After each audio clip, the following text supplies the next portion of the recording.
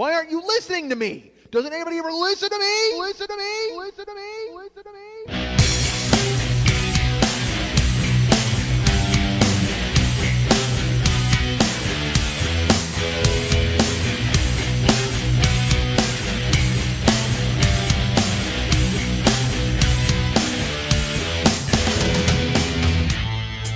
Blame yourselves for this fucking word salad that I just spit all over the goddamn plate.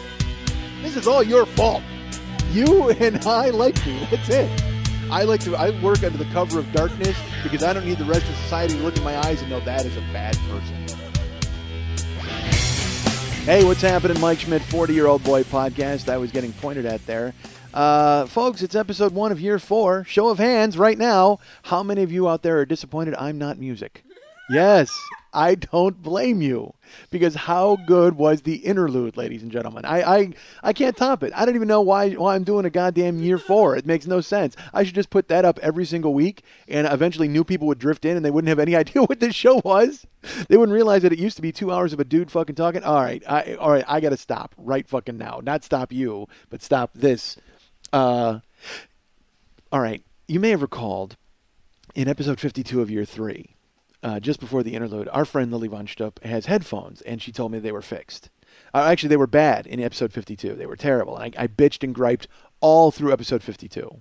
And then Lily's like, I said, I got to get new ones. And Lily looked them up, and it was, we were finding out how much. Do I have to get them live? Do I have to get them online? I go, the good news is we got 2 weeks. We got a 2-week break, so we can order them, and we'll have them by the time year 4 starts. So she calls me. She goes, I fixed them. I go, what? She goes, yeah, I fixed the headphones. Because look, folks, you might think that Lily Von Stupp is just here to get naked and write things down. But she's not. She controls buttons. She touches my nose. She does a ton of different things and helps this show move and chug along. So one of the things she does is she puts on her fucking welding mask and gets her soldering iron out and fixes shit. I can vouch. One time during the show, she built a ship in a bottle right from the time this is actually, I will tell you, this is why the shows had to get longer. Because I had to talk long enough for Lily to accomplish all of the tasks that she wanted to accomplish.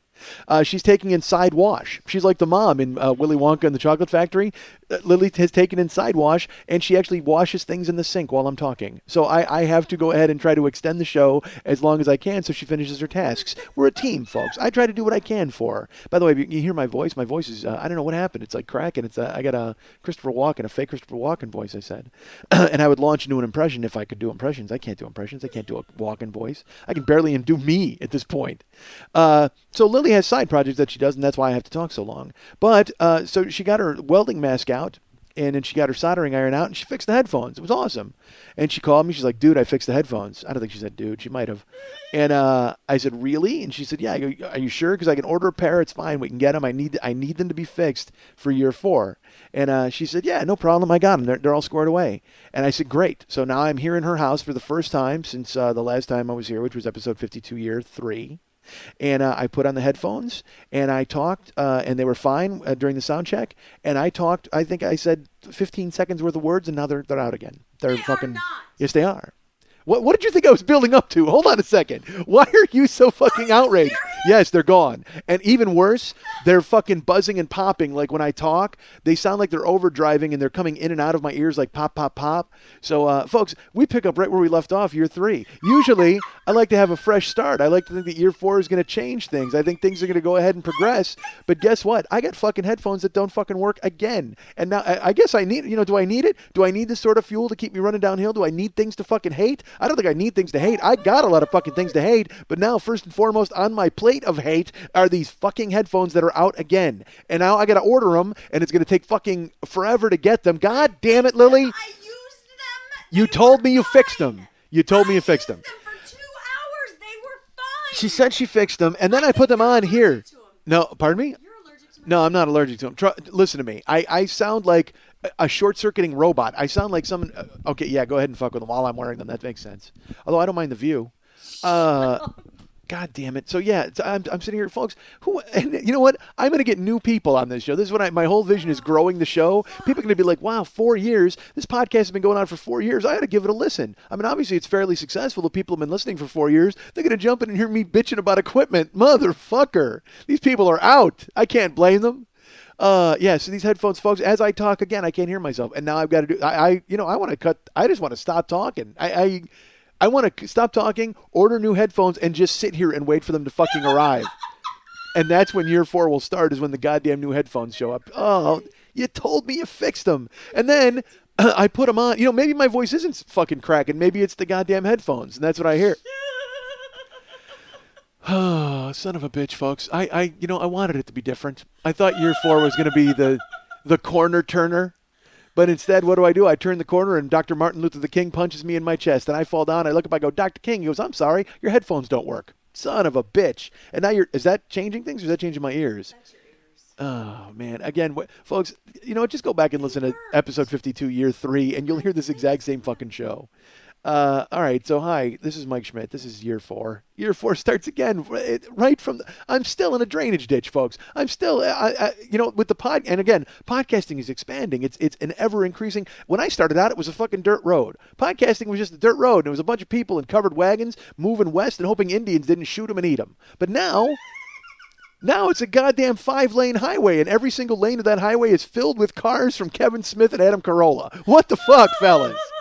Enough with the shows in your broadcasting networks. We get it. All right? Hold on. They just kicked in. There we go. The headphones have just kicked in. But again, it's just a matter of time till they fucking go out again. And right now, they just went out again. Son of a bitch. Man, oh man, folks. I don't mean to whine. I don't mean to cry and whine to you guys. And last week was fantastic. You know why? Because you didn't have to listen to the interlude through these goddamn headphones. What are you mouthing? What are you saying? Fixed them. You didn't fucking fix them.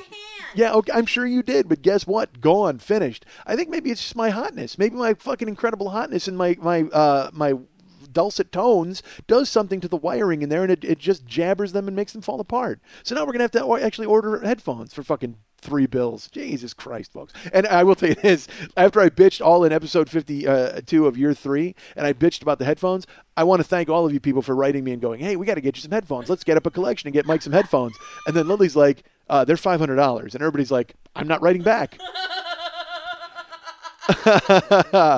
Although we found these for $300, right? We found a pair of these. Yeah. After much hopping around, we found them for $300. And then I was assured that I didn't need to cough up that kind of money because our friend Lily had taken soldering iron in hand and fixed the problem. But I guess that's what this show is supposed to be. This show is supposed to be me bitching about rinky-dink equipment, I guess. Some guy wrote me and he's like, hey, do you know that your commercials are louder than your voice? And I never noticed it. I'm like, I don't. Okay, so I called Lily. I go, hey, Lily, this guy says the commercials are louder than your voice. She goes, yeah, they are. Because the commercials are in stereo and you're in mono. I went, oh, okay. So I think I wrote him back. I don't know if I did yet because I got a ton of emails. But, hey, dude, if you're listening, you might have bailed. He might have quit because I'm bad cable. That's what I am. This podcast is bad cable with the local commercials are louder than your fucking regular show programming. Christ. All right, folks. I thought it was going to be different. I really thought it was going to be different. Everything was going to change. This is going to be a new beginning. Episode 1, year 4. Everything was going to be falling in line. I will tell you this, folks. Here's what I do like a version of spring cleaning. Okay. I've got new goals. I've got new things happening for year 4. Remember last year, what was the goal? The goal was the creation of the one-man show. And then you were all going to come along with me, and we were going to make sure that was going to happen by the end of year 3. And unfortunately, it was done by like episode 11 of year 3, so there were no goals left to meet. The rest of year 3 was me coasting. That's all I did. I just fucking kited through the rest of year 3 and booked the one man periodically here and there. Still hoping to grow it. Still waiting to hear from the Fringe. That's our goal for this one, folks. We've got plenty of goals for year 4, right? You know what chief number 1 goal is? New fucking headphones. You're right, folks. I actually paused to hear you folks guess it, and I know you yelled it out in your cars. I guarantee you did. Everybody went, new headphones? Yes, you're goddamn right, new headphones. And that's another one that I'll have done by episode 11 of this year. And then after that, nothing. There will be nothing new. There will be no goals to work toward, folks.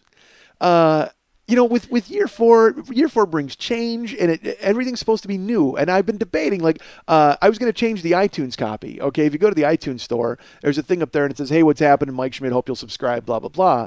And, year 2, it was something different. It was year 1 was different, year 2 was different, year 3. So then I'm like, I should change year 4's. And then I read it, and I'm like, what? Why should I change it? It looks really good. I mean, it says everything I need it to say. I don't need to change it, but I'm going to fucking change it. Of course I am. Why wouldn't I change it? I'm an idiot. I have to do it because I have to. The website is, all right, I'm going to get into this, even though I guess I shouldn't, but I'm going to. Every year, around this time, episode 1 of the new year. Like last year, if you recall, we were also going to create my website. That was going to be a big deal. And we were going through it. And then I think it took 2 months into the show. And then finally there was a website for you folks to go to and enjoy. And also I wanted to have, I was going to be selling the year 3 sets. And then the year 3 sets are going to be, I did that last year with year 1 and year 2 and the Super Angry Guy Gene Happy Good Time Yelling combo.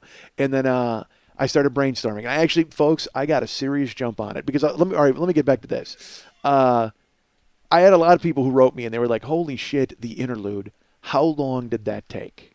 Well, first of all, I didn't do a goddamn thing on it. All right, let me tell you that right off the bat. I listened to it and I hear me talk and I cringe. It was funny when Mex came to me with the idea because Mex is the one. I got to tell you, David. He was the one who completely had the idea. He was like, "Dude, what if we?" He goes, "You had that show called This Is Not Mike Schmidt's The Wall." He goes, "What if we actually did like a version of The Wall for the interlude this year?" And you should know when David comes to me with ideas, all I do is say yes. Because it means that I don't have to be involved and I don't have to be, anything. I always say to people, anything that's not my voice, I'm on board for. Because this entire show is my voice, so I want to break it up with as many different voices as I possibly can, short of me actually talking to other people. Because I can't get anybody to come to a stripper's kitchen and sit down for a fucking in-depth interview. Who would? I'm like, "Hey, can you listen? I want to get to the bottom of you. I want to find out about you. Let's get an interview going." And then they show up here and there's a giant Ronald McDonald head on the fridge. Nobody fucking wants to sit here and have a serious conversation while Lily wears a slip. You can't do that. I'm sitting here trying to interview some fucking mover, some shaker, and he looks over and there's Lily moving and shaking. You can't see that. Nobody can concentrate on a serious conversation while you got a stripper undulating in a goddamn wooden chair next to him in a half dress. I can barely fucking choke it through, folks. Half this show, I got my eyes closed. I got to wear horse blinders. All right, so I'm always, Mex is like, "Dude, let's do this interlude." And he goes, I got an idea to do The Wall. And I will tell you, here's my main contribution. I kept telling him to make it longer. I kept like, "What if we did this? And what if we did? And what if we do that?" And he's just like, yeah, I could do that. I could do that. Now, I got to tell you folks something about the interlude, all right? I think I made it clear on Facebook, but some of you don't go to Facebook. You might not follow me, whatever the fuck. Listen to me. David played every instrument on that album, all right, on the interlude. Yes, woo. But here's the thing that's, you should know. It's not like David was sitting around for years playing Pink Floyd The Wall stuff in his house, all right?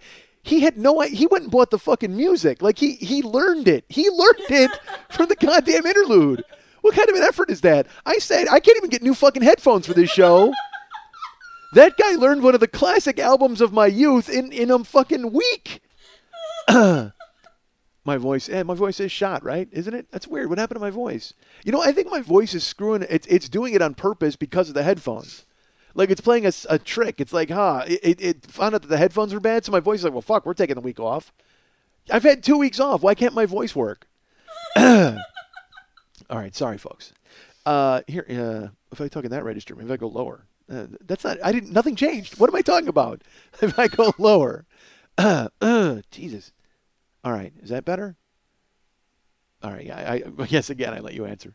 All right, boy, this is a whiff. This whole show is a whiff. This is supposed to be, again, year 1, new beginnings, and it's the same goddamn shit you've heard over and goddamn over, which I guess some of you are pleased with, but some of you are like, "Oh, Jesus, I thought he would have evolved by now." Nope. No, it's a good thing I'm not the history of man because we'd still be fucking killing fish with a spear. All right, so did they ever kill fish? They did, right? They killed fish with a spear, didn't they? Zinjanthropus and those guys? Yeah. Australopithecus? All right. These are cavemen, folks. Look it up. Zinjanthropus is always like a go-to reference for me. I don't even know why. I'll always come up with Zinjanthropus because you know what? You remember those things from when you were in school and you're just like, "Oh, yeah, I remember that fact." It's like everybody knows Archduke Ferdinand. You're like, "Oh, yeah, I remember Ferdinand. He was assassinated and it started the World War." Yes, of course it did. Okay. So... I don't know why. You just have things in your brain. Terry Garr, I think I mentioned this on here. Terry Garr one time was on David Letterman. She's like, she goes, "My head is filled with useless information. I have no idea." She goes, "I don't know my home address, but I know that Xavier Cugat was married to Charo." And I'm like, "Yes, exactly. Welcome to my fucking world, Terry Garr. It's exactly who I am." And then Terry Garr went ahead and got the fucking HIV or whatever she got, and she can't even fucking hold a cup of water without spilling it. All right. I don't think HIV makes you do that. I don't think. Hold on. I don't think HIV makes you shake uncontrollably, except for the second you get the news. Certainly, then you wind up getting a little. You got to have a seat because you're getting a little knock-kneed because you're finding out that now you're in Magic Johnson territory. But the rest of the time, no, it doesn't make you shake. It just rots you away from the inside, right? It's like Ebola. All right, so I don't know, folks. Again, I'm not a medical doctor. What the fuck was I talking about? I have no idea. I was decrying. I'm sure I was decrying the fact that this is fucking all going to the toilet already. I can't believe you didn't fix the headphones. Jesus Christ. Did. You heard yourself. Yeah, I heard myself, but last time I heard myself in bursts. But this time, oh, 2 hours. mother of God. I used them for 2 hours and they worked. You know what? You used the 2 hours. That's what it was. You took the 2 good hours and burned them. God damn it. I could have at least gotten one good show out of this. Actually, 2 hours, that's 2 shows. That's right, folks. Year 4, we're going to hour-long shows. Yeah. We have to. I'm sorry, I had to drink something there, folks. I hate, that's another thing I resolved to drink on air. I don't mean to drink. You know what? I will never eat on air. Let me tell you that, folks. That will never happen. Because I used to hate, there was a guy named Steve Dahl in Chicago when I was a kid. And he was on the radio. He was great. Steve and Gary, that was a great show. Fun to watch. I would watch my radio like it was a television because I was an idiot. But he would eat on the air. And he would smack his lips, and it was disgusting. It was disgusting. Oh my Christ, I hated it. And then, and it's like Howard Stern too. He'll eat on the air and he'll burp. And I will tell you, look, I don't know if you guys like Howard Stern. I happen to think Howard Stern is a genius. I don't care for anybody else in the room, but Howard Stern himself, I think, is a fucking genius. But he has the weirdest burps I've ever heard in my life. His burps are these weird, like they sound fake, but I know they're not fake. You can tell they're coming from a real place. But maybe it's his weird diet, or I don't even know what it is. But it's just like he burps like you would read in a comic book. Like everybody else makes that weird noise that sounds like you're scraping a manhole cover across cement. But his burps he sounds like he's going erp. Like he really sounds like you would write it. Like if you were writing the word burp, he burps like you says the word burp. All right, like you read the word burp. Fuck. Again, folks, year 4, episode 1. Nothing's changed. So. Max and I were, he called me about the interlude, and I'm like, dude, that sounds like a fantastic idea. And then I just kept trying to add stuff to it, and he's learning it. He just said yes. That's another thing that's cool about David. He just learns stuff and goes, yeah, okay, yeah, that sounds good. Yeah, I can do that. And then he did. Holy God. And then I was in Chicago. I remember I told you some stories about when I was on planes and I saw a naked kid frolicking. That was when I had flown to Chicago to go and do the recording for year 4. And I was at David's house.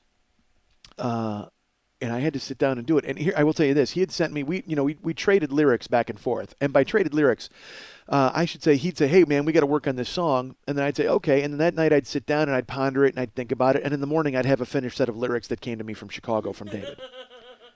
So there was really no reason for me to write anything. I would, because I couldn't improve on it. I'd go, "Oh man," I just felt like I'd be gilding the lily at that point or joking the joke. I mean, everything he wrote was great. I loved it. But what I had to do is I would be here and I would be practicing in Graveyardville. I would be practicing my singing because there was full songs that I was going to have to carry and I was actually going to have to sing. And the thing is, I was actually pretty confident because I know The Wall really, really well. I mean, it's been, it was 79, so I was 12. And it's one of my favorite albums of all time. I mean, it's I know it back and forth. I could do it now. I could sing every word. Hold on. Why did I do that? Let's maybe that. What do we like the second interlude where it's just me singing the actual Wall? So I was actually practicing in my office. I'd be in Graveyardville, be all quiet, and I'd be actually trying to sing. And let me share you a little secret about me, folks. And it might not be so much of a secret, but I'll go ahead and tell you anyways if it were a secret. I can't sing. I mean, not at all. I mean, and I like to. Here's the thing. That's the dichotomy. I can't sing, but holy God, do I love singing. I sing in the shower. I sing in the fucking car. I sing all over the place. And the only thing is, it probably wouldn't be called singing. I yell. That's what I do. I yell lyrics. I yell lyrics in the car. I yell lyrics in the shower. I can't carry a tune. It's fucking terrible. One of the worst moments of my life ever. This is God's truth. I actually thought I could sing. Like, I actually thought I could carry a tune because I can sing. I'll sing in like this weird like upper register to match the radio. Everybody sings when they match the radio, and they're all like, "Oh yeah, I can sing." Well, yeah, because you got fucking Sting harmonizing with you and covering all your shit. You don't hear your own voice. You hear Sting, and then you're underneath it going, "Yeah, I'm pretty fucking good." No, you're not. You're fucking awful. So one time I was in San Francisco. This was the first time I was ever in San Francisco. Was I in San Francisco? Holy shit! I don't know if it was. I was by water.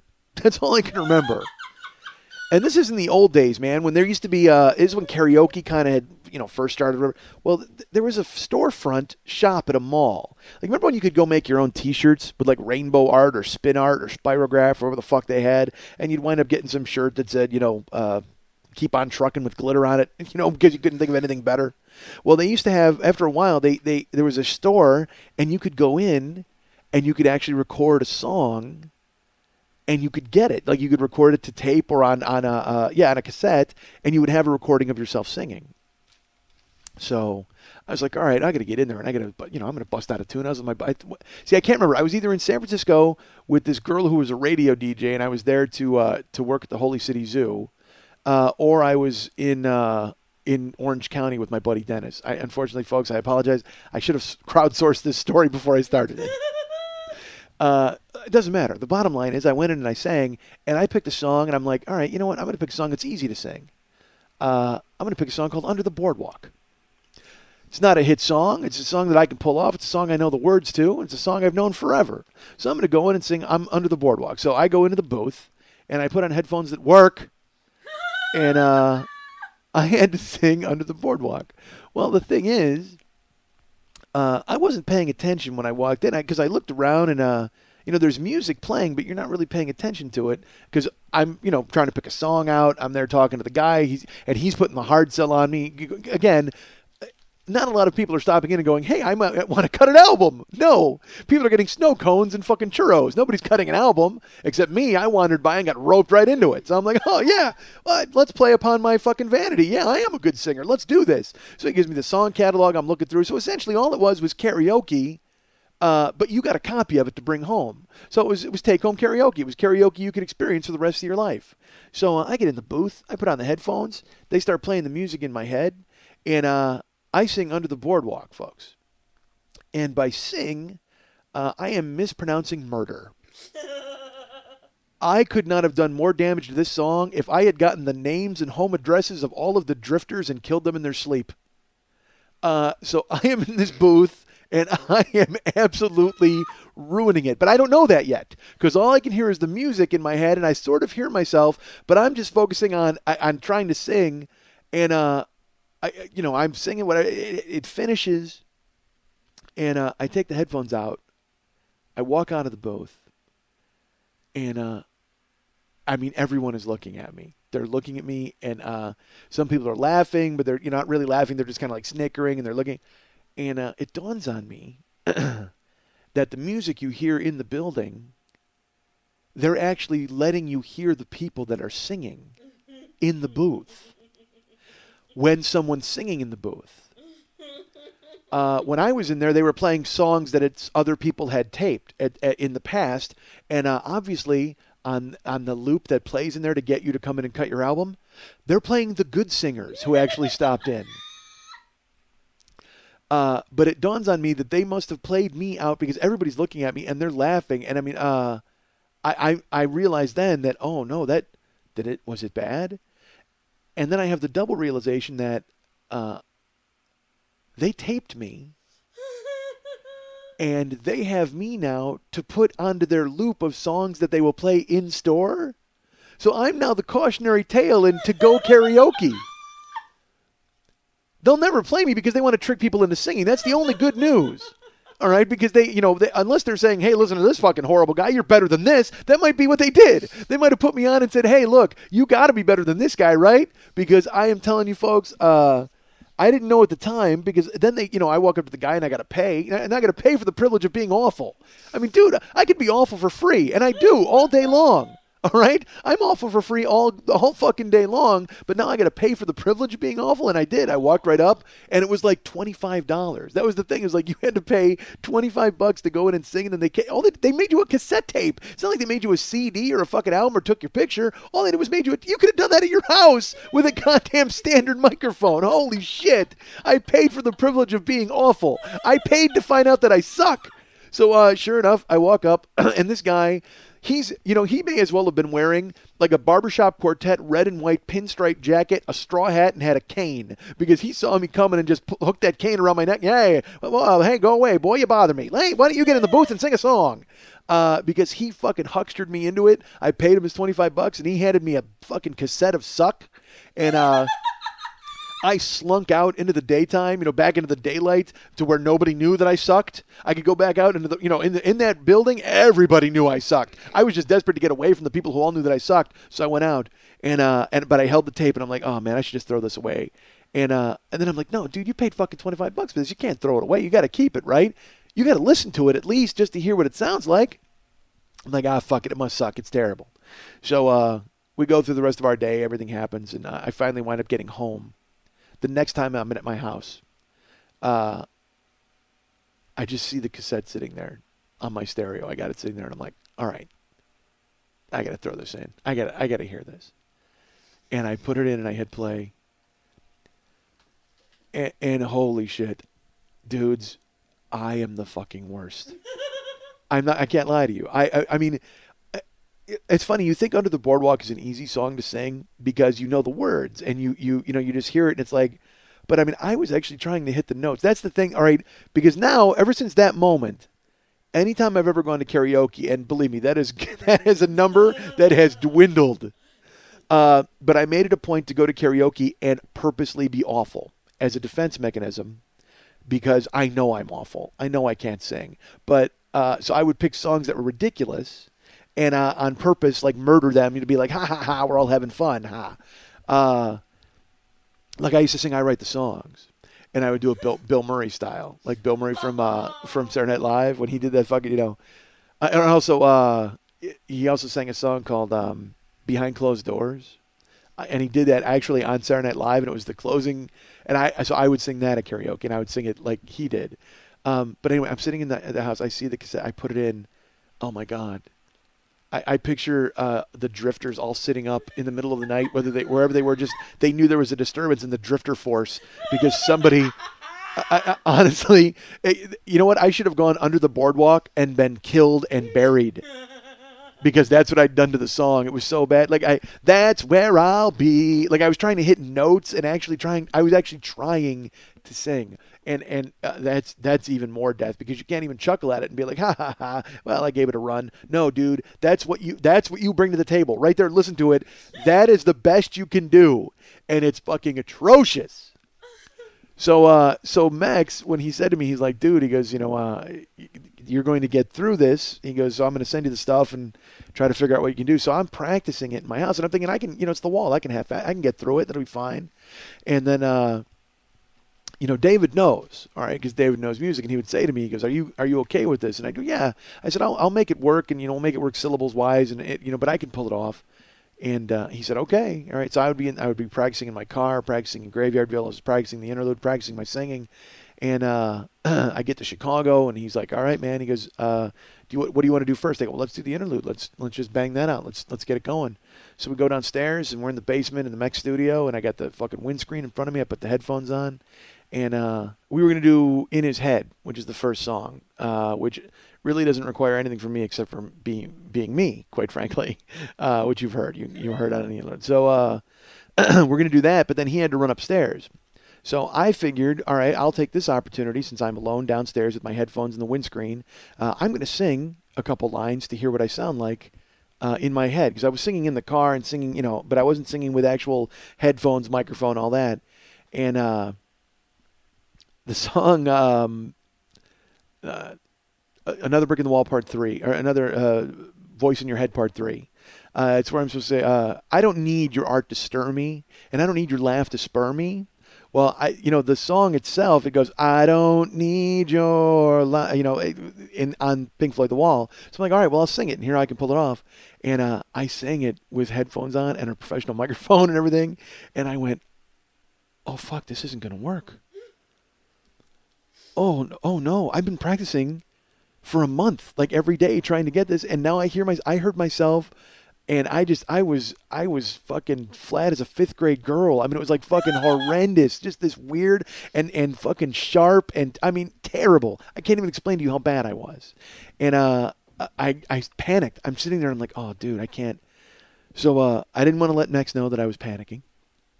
So he came downstairs and we did, inside his head, and I had to make stuff work. But then when it came time for me to sing, I told him, I go, I'll sing this, I'll try it. And then I would try it, and it was so fucking bad. And he would even look, and he'd go, dude, this isn't working, right? And I'm like, yeah, I know it's not. I thought I would give it a shot and see if you could auto-tune me, or if there was something you could make work. And then because I had actually told him in the beginning, I go, dude, why don't you just sing this whole thing? And he goes, nah, dude. He goes, I don't want it to just be a fucking parody of The Wall with me singing. He goes, that's the whole point. Is it should be part of what we do and what you do. It should be the show, and it should be, we should create a whole arc there. Again, this was his entire baby and his idea, and I'm all for it, but I'm always weird about asking Mex to do stuff. Because he does all the paintings and he writes all the commercials with me, and again, he's infinitely more talented than I could ever hope to be. So whenever I can think of things for him to do, I want him to do them. I'm like, hey, what if you did like 9 of these? Hey, dude, what if you did a few of these? So, with The Wall, I was very vocal. I was like, well, dude, what if you did this and what if you did this? But he never said no. He was just like, yeah, I can do that. I can do that. And then he did. Like, he learned those solos and he learned the fucking music, and then he put it all together, and he had the fucking explosions. When he sent me in the flesh, because I didn't know what it was going to be, or in his head, he sent it to me, and I'm listening to it, and the fucking plane comes in. I go, you gotta be shitting me. The fucking plane is in there? And you know what's funny? When I listen to the interlude, again, I guess this shouldn't be funny or surprising to anybody. The parts of it that I hate are everything that I said. Honestly, it's like everything that he did, anything that winds up being music or him singing or him talking, I love.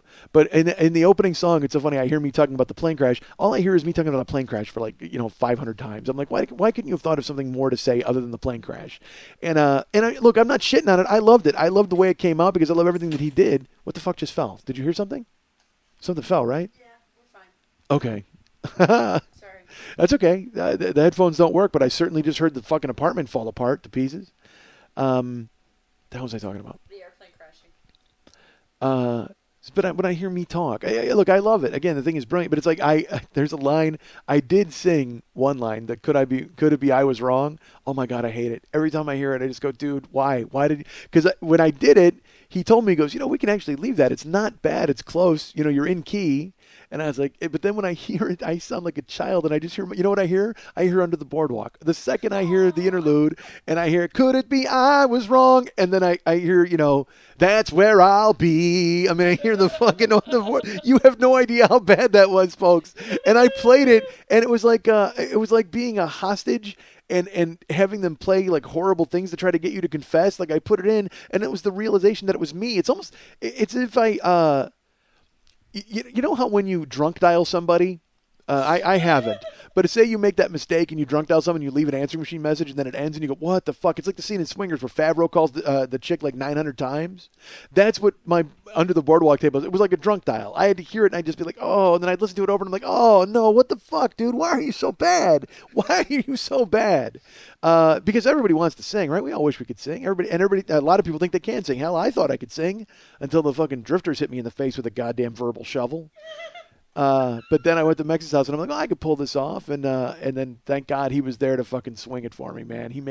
We made decisions because there were things that weren't planned on the interlude, like when I say that thing where I don't need your art to stir me, and then he laid a vocal bed underneath it of where he's going, he sings it. Basically, he covered for us because it sounded so void with just me talking.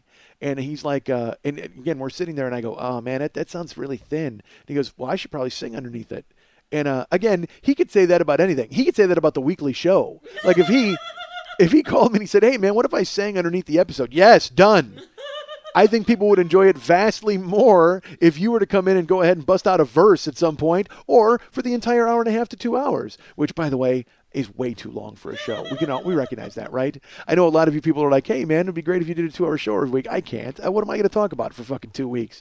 Eventually, you're going to hear me talking about Under the Boardwalk every goddamn week, and nobody wants that. I mean, granted, I've done enough stupid shit in my life to cover the next 104 hours. I can't have a 2-hour show every week. That would be murderous. Just horrendous. All right. So we did the interlude, and it went over well. And all of you, I got to thank y'all for your feedback. I could not wait. You have no idea how badly I was waiting to put it up. Like I wanted it to go up. And then Lily had to mix it. We had to put it together like a puzzle. Mex sent us the pieces, and then Lily and I had to sit down together and basically put it into the 35-minute version you heard, because we would get the 5-minute version or whatever. And I would sit. I was like, it was done last week, or no, 2 weeks ago. It was actually done, and I'm like, I want it up. I just want to put it up now. I didn't even want to fuck around. But unfortunately, I make myself keep to a schedule, and so it was going to go up on a Wednesday night. And you folks, the response was great. Thank you so much. But I had a point about people. Oh, but then there are people. All right, look. Far be it from me to bitch and gripe about stuff, folks. All right, but I never do. Just two things that stand out. One, a guy wrote me, and it's our friend Kurt. It's a guy, Kurt, who's actually donated to the show a few times. Nice guy. He writes me all the time. He used to write me every week, and he writes me periodically. Big fan of the show. Very nice. He actually donated to Lily specifically, not just to me. And he wrote me a note. And I will tell you this, the header of the email made me laugh. It said, "Careful with that podcast, Eugene," which is, that's Pink Floyd from Final Cut. Careful with that axe, Eugene. All right, so that was "Careful with that podcast, Eugene." And I'm like, all right, well, good. My buddy Kurt is going to throw accolades at the interlude. Good. I'm glad to hear from him. And he writes, wow, when I first heard the opening of the, he goes, I feel guilty in telling you that when I heard the first notes of the interlude, I just figured you were just going to do Pink Floyd music for the week, and I turned it off. But then a friend of mine told me that you had actually created new content out of the wall, and so I went ahead and gave it a listen. Really, Kurt? Really? You heard the first notes of it and turned it off because you thought, what, I was going to just play 35 minutes of Pink Floyd music? That was the interlude? I just went ahead and stole Pink Floyd's tunes and just threw them on there for 35 minutes? You don't give it a fucking second to hear Mex sing? You don't listen deep enough into it to hear that it's something different? Who turns it on and hears the first few notes? That's the thing. All right, I don't even know how he's listening to it. If he's got headphones on, you hear my voice. It's the very first thing you hear is when I say window inside of my stupid head. And then it plays that little, I mean, wouldn't you be curious enough to hear where it went? Kurt listens to me do 2-hour shows about my cock. He listens to them and writes me and tells me how funny they are, but there's a 35-minute interlude that's going to be music-oriented. You hear like 3 notes of it and go, nah, heard it, and turn it off? You got to be shitting me. And and then the rest of the email, he copped to it and he said it was great. He really liked it and da-da-da. But it didn't matter. I couldn't get past the fact that this guy, who's loved me for 3 years, sent me cash through the mail and now donated it on the actual the website. But before there was even a donation thing, he mailed me folding cash with a separate envelope of folding cash for Lily. And that's a guy who, again, he's willing to listen to me talk about anything for hours and hours. He hears the first 3 notes of the music and goes, heard it, click, turns it off. How busy were you, Kurt? How fucking busy were you that day that you went, can't be bothered, click? You gotta be fucking kidding me. You wouldn't give it a minute to hear what it was going to be? You don't, even worse, you don't fast forward, you don't jump ahead like 10 minutes just to hear what it's going to be. You just assume that I would steal fucking Pink Floyd music and make that my interlude. God damn it, Kurt. You don't know me at all, friend. That hurts. And I don't care if you wrote me an email with a mea culpa and you listened to it and you loved it. God damn it, you need to stick with me from the jump, Kurt. Have faith. Listen and listen. Don't listen and turn off. Why is Kurt the scapegoat? Well, at least Kurt listened. Okay, at least Kurt listened to it and then enjoyed it and told me so in a text form. It wasn't a text. He doesn't have my home phone number. Kurt and I are swapping. We're texting back and forth all the time like ladies. Kurt, how is it in Minnesota? All right, so. Fine, how are you? You can't sing. I know. LOL. All right, so. So that was Kurt, which is fine. But then I'm going to say this, and it's going to be terrible because I shouldn't even know this, but I do. Sorry. On Facebook, there's a guy, because you get notified when people tag you on Facebook or write about you on Facebook, or stuff shows up in your little stream that tells you somebody mentioned you. Well, there's a listener to the show who wrote on his wall, and I won't say his name, but he wrote, woo, Mike Schmidt, after the interlude, the week of the interlude. So he really liked it. So I was like, oh, that's pretty cool, because I'll get notified of that sort of thing. But then there were some comments underneath it. So I read down one of the comments, and one of the guys writes, so I went to the 40-year-old boy's site. Was the newest episode just the wall with new lyrics?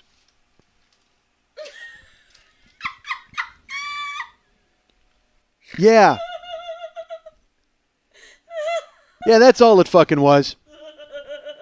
You know, it was just The Wall. Pink Floyd's The Wall, the classic album, but with new lyrics, recreated and replayed by a different guy. Yes, that's all. You know, the thing that everybody does all the time. It was just The Wall with new lyrics. Fuck you. Just, it's so weird to see 2 months of work delineated to one fucking sentence. Was it just The Wall with new lyrics? Yeah, that's all. That's all it was. Stupid. What the fuck are they even thinking? God damn it. Perhaps I'm making too much of this, folks. But it just seemed like such a dismissive thing to say. Just this weird, world-weary, jaded, oh, was that just The Wall with new lyrics? Yeah, it was just two guys in a basement who recreated The Wall with entirely new lyrics that were relevant to their life and show. But, yeah, fuck it. You can skip it. Why don't you and Kurt get together and try to find something worthwhile to do that week? Again, folks, I shouldn't care. I liked the interlude. You liked the interlude. What do I care about the two people who didn't? But they did. I should say. I apologize. This other guy, I don't even know if he listened. He just went, is it just The Wall with new lyrics? He didn't even say he downloaded it and listened to it. He's wondering if it's worth his time. Is it worth my 35 minutes that I would take away from commenting here on your Facebook wall? Really? We're only at 40, folks. Because things have to change. We have to change episode. Because I'll be honest with you, man. It's episode 1, year 4. There's 51 more of these. I'm worried about making it. I'm not gonna lie. You can shake your head and purse your lips. That's fine. I prefer you just purse your lips though. Make a duck face. There you go. Duck face for the whole show. I love the duck face on me. On nobody else though. Everybody else looks stupid, but I look great with the duck face. There you go. That's right. Lily knows how good it looks. You make duck face like you sing. What was that? Just a duck face? Yes, that's all it was. You know, I was going to look at your duck face, but I saw the duck face and immediately turned it off. Oh, good. Good for you. My duck face is awesome. It doesn't look good now because I'm wearing your shitty fucking half-ass headphones that you fucked up. But other than that, I'd look great. And I had a beard incident today, a beard accident. I was getting and it's going to suck because I go to Portland next week. And I got to hope it somehow grows back in a way because I was trimming it. And I'd been wearing my beard in a way that I enjoyed. And then all of a sudden I took a fucking chunk out of it today and I had to clean it up. It was going down here, remember? It was going out to here. Yeah, gone. All right, so welcome to Beard Talk with Mike Schmidt. See? Like I said, I'm really worried about getting through this year. I'm talking about my goddamn beard the first episode. Holy fuck. So the bottom line, folks, is that the interlude, it took 2 months. That's what it took. And it took 2 months of basically every night in the studio, Max was working and playing music and mixing and doing all that stuff. And then I showed up and put the finishing touches on it. All my work was done after the fact. When I got there, the beds were finished. Everything was done. And there you go. That's for the people who asked. And the people who don't care. Boy, I tell you what, if you didn't like it, you certainly don't like this episode. Because all I'm doing is recapping the motherfucker. But we need a goal for year 4, man. I'm like I said, I'm hoping to get into the Fringe Festival in New York. They start letting people know April 26th, so I should know by the end of this month. But last year the goal was to get the one man up and running. This year, I guess the goal is to go to as many cities as possible with the one man and actually make it a one man. You know what I mean? And not make it just me fucking showing up and babbling in somebody's city for a while. People like that. People who like me like that. But I have to try to. You know what? That'll be the goal. I got to get strangers to like me. That's the goal for year 4. We got to get strangers to enjoy what I do. We got to find people that are fucking have no interest or even an aversion. Let's convert people. Let's do that. Let's find people who have an aversion to what I do and make them like what I do, folks. And first things first, the first thing we got to do is we got to have shorter shows, right? Don't we? That's bullshit. We don't have to have shorter shows. Some weeks it'll be a shorter show. Some weeks it'll be a longer fucking show. Because some weeks I just want to fucking talk. Some weeks my voice will be fucking shot and my throat will be bleeding. And I'll be trying to end the show as quickly as I possibly can. I can't believe I'm coughing up blood. What the fuck is wrong with my throat? What if I had throat cancer? You know what, folks? There we go. That's what we're going to do. That's what the year 4 goal. We're going to kick my throat cancer. We're going to go in. I'll do live broadcast. We'll make this a real poignant and touching show. God damn, we'll take all the funny right out of it. I'll go to chemo and broadcast live from the fucking chemo house. And no one likes the chemo house, dude. I've been in the chemo house, and not nearly as much as I should have been. I was the worst husband in the world. My wife had cancer, folks. I was not good. Not that I'm much better now, but I mean at the time, oh my Christ, was I terrible. I went away. I just. My way to deal with it was to arm's length it and just be like, well, you'll be better, you'll be fine. And it's okay to be strong and have the attitude that you'll be fine, but, and you're like, nothing changes. We're fine, we're going to live our lives, and you're going to get through the cancer, it'll be fine. But things have changed. I mean, you have to acknowledge that at a certain point, but I never did. I was just like, well, we're going to be fine, we're going to get through this. And I never changed my life. You're supposed to pretend like you're not changing your life. You want to have the appearance of normalcy for the person who has to sit there and get poison shot into their goddamn veins to try to stay alive. But I never did that. I mean, I only went to a couple of chemo sessions with her, I think. I mean, dude, she drove to and from. Man, I am the fucking worst person alive, man. I am terrible. It's my greatest regret. It's absolutely my greatest regret. Well, that and the Under the Boardwalk tape.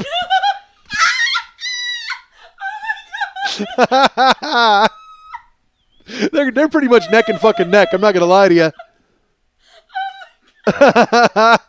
Holy shit, I wish this was the end of the show. That was a perfect ending. Oh, why am I still going to talk? I should have ended it on that.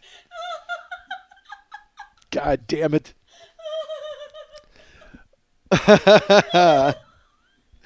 Oh, I was terrible during cancer. Fuck. You know what? I should have played the Under the Boardwalk tape. Would have scared the cancer right out of her. Cancer would have leapt from her body to the fucking ground and done a barrel roll out the door. Found somebody else to inhabit. God, these headphones are awful. I wanted to say awful and horrible. I can't even hear the mistake I made. Did I make a mistake there? I can't hear my own voice. Jesus Christ, these are terrible. I got to have new ones next week. I have to, Lily. We have to. Will. All right, well, put down your soldering iron, your goddamn welding mask, all right? Take your Jennifer Beals sweatshirt off and buy me some new fucking headphones. People were nice. They tried to fucking contribute. Everybody's like, oh, man, I'm in. We're in. And then we chased them all the way because Lily's got, she got her soldering iron out. She's like, no, I can fix them. But again, I'd be like, hey, these are like $250, $300. And everybody's like, ooh, I'm not writing you back. I can't blame them. How did I get into cancer?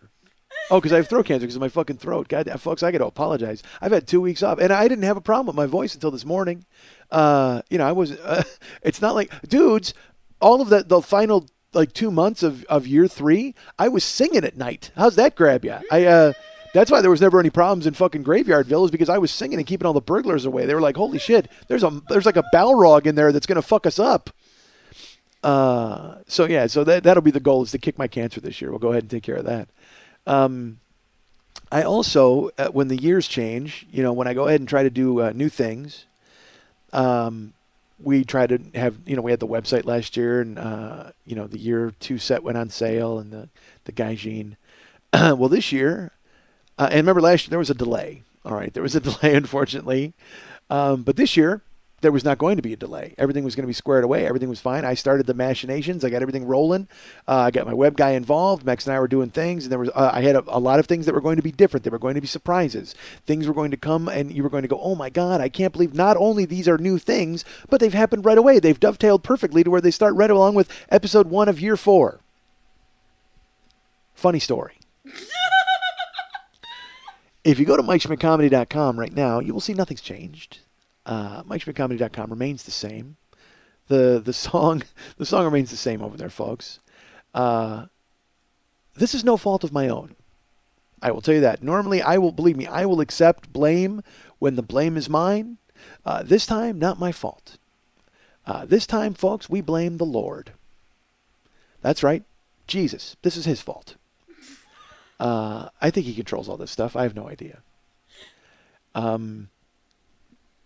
I don't know whether I can go into this or not. I don't know if I should. You recall last year, one of the characters in our show was my web guy, Idaho Kirk, who we all love. I threw it out to you guys to find a web person, and a lot of people stepped up and said, "Oh, you know what? We want to go ahead and get involved." Da da da.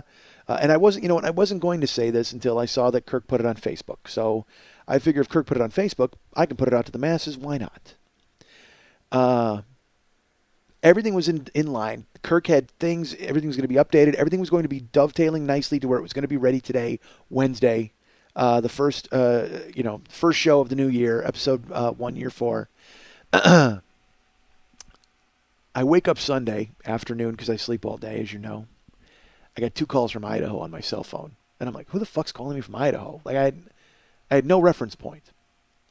I go, that doesn't make any sense. Who would call me from Idaho? Whatever. So then I actually did that thing where you Google the number because you can find out if it's somebody fucking, if you Google phone numbers, there's sites where people will tell you who it is. Well, nothing came up. So I was like, well, whatever. Who cares? Must have been a wrong number. My home phone rings 10 minutes later. It's a call from Idaho. Like, well, I'm going to nip this shit in the bud right now, potato eater. You goddamn vandal. Open spaces asshole. Why you bothering me? So I answered the phone and, hello, Mike. I said, yeah. And it's Idaho Kirk, my web guy. And I had no idea. I was like, oh, dude. And I told him, I go, dude, I was just Googling this number. I was trying to figure out who this was. Holy fuck, is my throat gone? What's going on? It's got to sound worse to you guys because, again, I don't have the headphones on. But, man, my voice is fucking creamed. So, by the way, we're all about to forget about my voice. Okay? We're all about to forget about how bad my voice is, and we're all going to realize just how fucking lucky we are. I get a call from Kirk. He tells me that Saturday night he's in his house, and he's on his couch. He's watching Green Day. And then he wakes up in an ambulance. And apparently he was having a seizure, and his wife wakes up and sees him on the floor, in the process of biting his tongue off. Blood coming out of his mouth. Calls an ambulance. He wakes up in the ambulance. They get him to the hospital. Within, I guess, 12 hours, Kirk has a brain tumor. Oh, my God. And they have to take it out. Now. So he's calling me to apologize that he's not going to have my website ready for episode 1, year 4. And I'm fucking slack-jawed listening to him talk because I got to be honest with you folks, I can't believe he's not going to have my website ready for episode 1, year 4. No, I'm not. I'm kidding. But he's detailing this story for me, and he has a brain tumor. They have to open his skull. He's having brain surgery on Tuesday. He tells me this. He calls me Sunday. He's having brain surgery on Tuesday. And he thought to call me from his goddamn hospital bed to tell me that he's not going to have the website ready. And I'm just sitting there. I don't know what the fuck to say. I mean, I just, you know what? I'll be honest with you. You know what I said? I said all the right things. I said the truth. What the fuck are you calling me for? I mean, there's no reason to even think of me in this equation. You got a wife and kids, and you're in fucking Idaho. I'm sure that whole state is rallying behind you. I mean, you don't need to fucking let me know anything. I appreciate that he did, because quite frankly, I would have been wondering why he wasn't taking my calls when the guy's under the goddamn knife. And again, I wasn't going to say anything about this, but then yesterday he puts it on his Facebook page. He's just like, hey, I hope it's a good day for brain surgery. He's like, goofing around. I'm like, dude, okay, I'm glad this is funny. All right, let's make it funny. So on his Facebook page, I actually wrote, Kirk, my thoughts are with you. Do me a favor, call me the second you wake up. I know it's important to you to know what I think. Which I thought was funny. You know who didn't think it was funny? People who don't know me but know Kirk. They have no reference point on who I am. They don't know my relationship to Kirk whatsoever. And they decided to email me and ask me why I could be such an insensitive prick. Good for you, 3 people who've come to the defense of Idaho Kirk. I appreciate it and certainly acknowledge what you were doing. I understand it. But We're friends. And because I was going to write, some maudlin thing on the but he doesn't know me as that guy, and I'm sure he's got enough maudlin going on with every aunt he's ever had in his house, or every nurse, whoever the fuck. They're all giving him that. Because again, what do you say? What do you say? You're going to get your fucking skull cracked open and a tumor taken out of it. I'm sure enough people are going, dude, we're gonna pray for you. You need me to come in and fuck everything up, right? Don't you need me to come in and be that guy? That's who I am. I should just get hired to go to children's hospitals and make fun of the infirm. You know how they have clowns entertain cancer kids? Just have me come in and fucking bust balls. I'll roast. That's what we need to do. That's what year 4's goal is going to be. I'm going to start roasting cancer kids in their goddamn cancer house. I'll show up and be like, boom, boom, boom, roasted, everybody. And they'll fucking laugh their hair off. Too late. Ha ha, get it? Look at me already starting. I bring this to the fucking table. Let's go. Let's book it. Children's hospitals everywhere. Bring me in. I come in and I Patch Adams the shit out of him, but I'm the evil Patch Adams. I Patch Adams. That's who I am. That's how you know I'm the evil one. I actually wear a goddamn eye patch, and I come in and bust fucking cancer balls. Boom! Take that, kids. Ride my fucking way out in a gurney. Done. That's the goal of year 4. Absolutely. And I look forward to all of the emails I'll be getting from the kids' families who don't get it.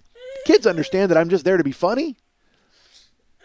I love that I'm already presuming that. Like already the kids get it. I'm not even there making fun of anybody.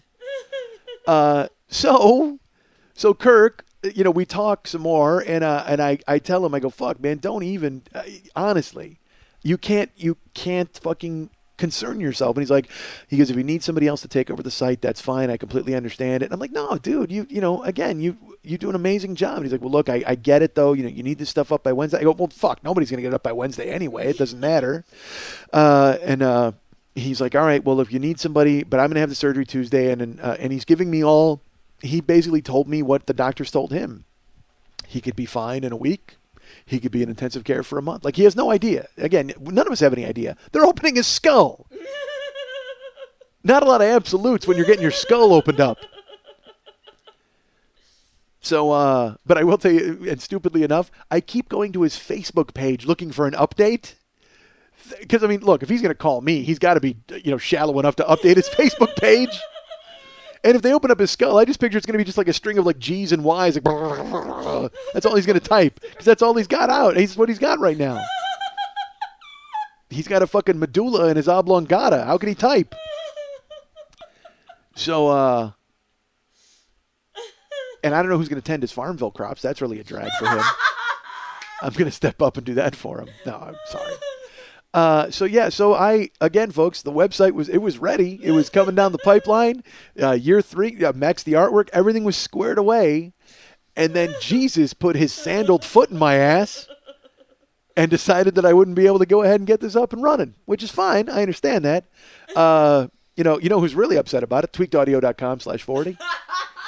Because tweakedaudio.com/40 was going to have a presence on my website. I told them. They were like, and I actually wrote them. I was like, by the way, folks, if you don't know about tweakedaudio.com/40, let me tell you about it right now. They are purveyors of fine earbuds and apparently sports watches. I don't know what tweakedaudio.com has to do with sports watches, but they've branched out. They decided there's not enough money in the fucking earbuds, so they went, you know what? We need to give people sports watches. Hopefully, I don't know if they're diving watches or not. I don't know if they're waterproof. Again, I don't know anything about the fucking sports watches, although he promised me a box. He's like, I'll send you a box of sports watches. I'm like, you got to be shitting me. That's hysterical. What would I do with a box of sports watches? You know what? I'm going to wear them all the way up to my elbow and sell them on the street? Hey, who needs this fucking tweakedaudio.com/40 sports watch? And people on the street, all these junkies will be like, dude, is that tweakedaudio.com/40 that goes ahead and donates to all the podcasters? Yes. Because, again, if you go to tweakedaudio.com/40 and you buy these earbuds, and let me tell you about these exquisite earbuds that they feature, folks. I don't know if you know about this. They sound great whether you're listening to music or you're listening to talking. They come in 111 fantastic colors, and they're durable. And if you don't believe me that they're durable, again, hit them with a hammer. I think I may have told you this earlier in year 3. Take them out of your ears. Please, by all means, take them out of your ears. Hold on. Let's get that squared away. Before you go hitting them with a hammer, take them out of your ears. And put them on a countertop and just start smashing them with the fucking hammer. And watch, you'll be stunned at how well they hold up. And here's what you do is you smash the shit out of them. And then you go to tweakedaudio.com/40 and you buy a new pair and compare the sound of the new ones to the smashed ones. You'll hear there's nothing different. tweakedaudio.com/40 brings you the perfect sound, whether they're smashed with a hammer or whether they're fresh off the assembly line, folks. And again, as you know, they sponsor several different podcasts, many different podcasts. But if you buy from tweakedaudio.com/40, the entire podcast collective gets a cut. So go ahead to go to tweakedaudio.com, whether you're a fan of a Doug Benson or Mark Maron or a David Feldman, whoever you're a fan of, go to tweakedaudio.com/40, buy your earbuds from there. Everybody benefits. Everybody wins. I can tell you this. You know who did not have tweakedaudio.com/40 earbuds? Idaho Kirk. And look what happened to him. Yeah, that's right. Because there's a little known feature about tweakedaudio.com/40 earbuds. They fight tumors. If you wear them, they actively fight against tumors. They put up a barrier in your brain. It's actually, you think you're listening. You're like, oh, cool, I'm listening to some words or music. Again, they work equally well for both. But if you're listening to your tweakedaudio.com/40 earbuds and they're pumping music into your head, it's actually forming a thin music shell over your brain to prevent any tumors from forming. If only Idaho Kirk had been on board with the tweakedaudio.com/40 earbuds, my website would be up and running today. So if you don't want to wind up like Idaho Kirk, I am going to feel so awful if it turns out badly. It's not going to. It's going to be fine, right? It's going to be fantastic. I'm just waiting for him to give me the go-ahead so I can show up at that hospital and make fun of everybody. God knows everybody there is going to need it. And plus, it's a hospital in Idaho. I'm worried about him. I picture, he's having brain surgery in Idaho. Does that mean, like, oxen are going to have to pull a plow over his head to open his skull? Like, I don't know. Do they even have America in Idaho? Do they have the 20th century? I don't know. I don't know what they got. I just picture poor Kirk. He's going to have to lay there in a coma till they throw potatoes at his head and it cracks his skull open. That's what I picture brain surgery in Idaho is like. That's what brain surgery in Idaho is like. He's going to have to lay there, and they're just going to keep throwing potatoes at him until his skull cracks open, and then they hope that a fawn wanders in and eats the tumor. That's brain surgery in Idaho.